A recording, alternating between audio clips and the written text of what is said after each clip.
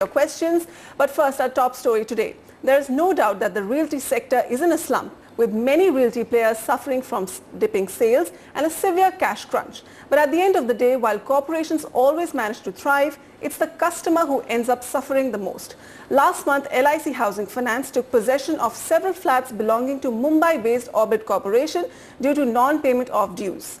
In the process, several home buyers who had purchased units in the property are left in a limbo.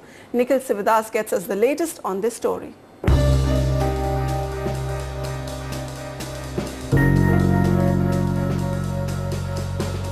The year 2010, a time when quality housing was in short supply and Orbit Corporation's project, Orbit Residency Park in Andheri, seemed a compelling proposition for many home buyers.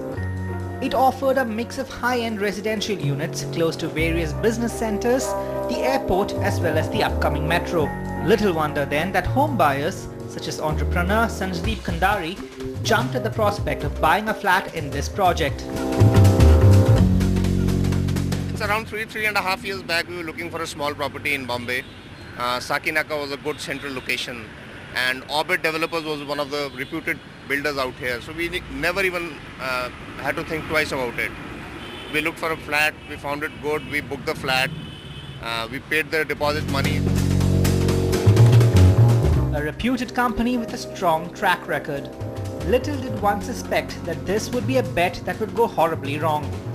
Come 2013, and Mr. Kandari found himself the owner of his dream home only on paper.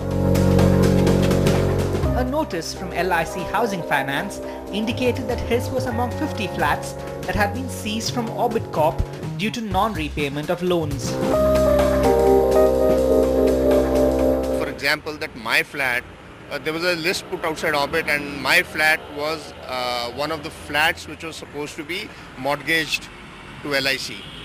And I have never had any information about it, never during the course of buying the flat or any correspondence which we had with Orbit, anytime these issues come up.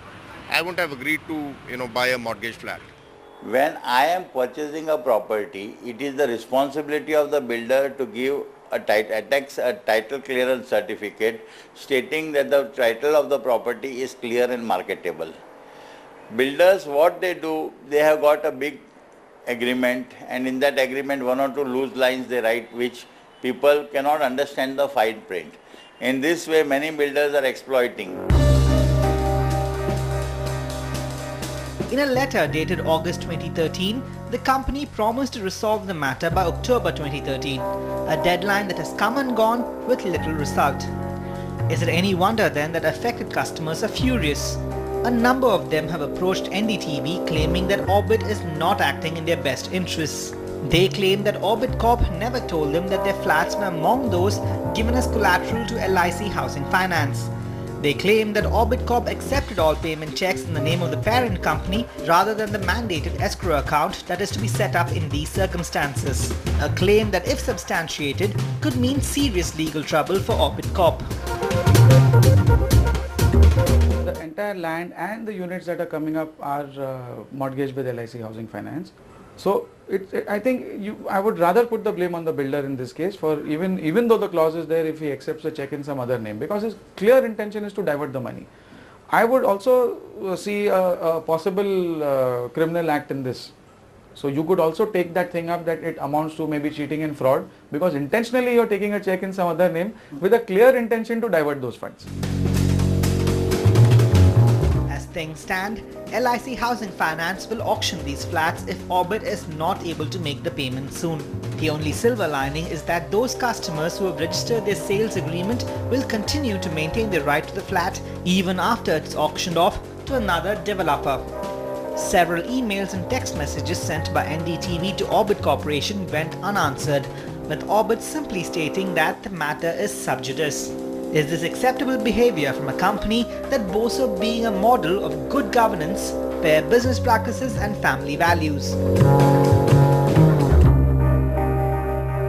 At a time when the realty sector as a whole is in trouble, situations like this are going to become more and more commonplace.